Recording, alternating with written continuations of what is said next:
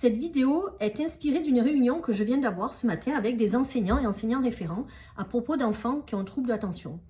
Donc ce que je leur ai expliqué, c'est que quand un enfant a un trouble d'attention, c'est important de faire dire à l'enfant qu'est-ce que tu as compris de ce que je te dis. Parce que les enseignants ce matin me disaient oui, mais comprenez, quand on parle à l'enfant, on voit qu'il ne comprend pas du tout ce qu'on lui dit. Je leur ai dit ben non, ou ils me disent, il dit si, l'enfant dit si, mais j'ai compris.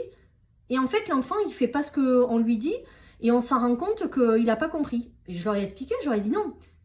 Quand vous avez affaire à un enfant comme ça et que vous voyez que bon, il n'a pas compris ce que vous lui avez dit, c'est très important, même nécessaire de dire à l'enfant, alors dis-moi, qu'est-ce que tu as compris de ce que je viens de te dire? Et là, vous verrez bien ce que l'enfant a compris ou pas. Donc, vous voyez, le conseil que je donne auprès des parents, quand vous donnez une consigne à votre enfant, qu'est-ce que tu as compris de ce que je viens de te dire?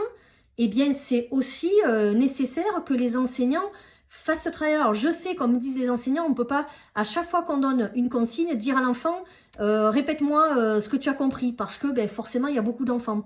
Donc, je sais que c'est très contraignant, mais à ce moment-là, pour ceux qui ont une assistante de vie scolaire, n'hésitez pas à leur dire, de dire à tous les élèves qu'elles ont, qu'est-ce que tu as compris de la consigne?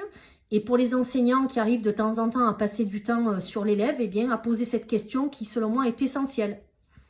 Merci.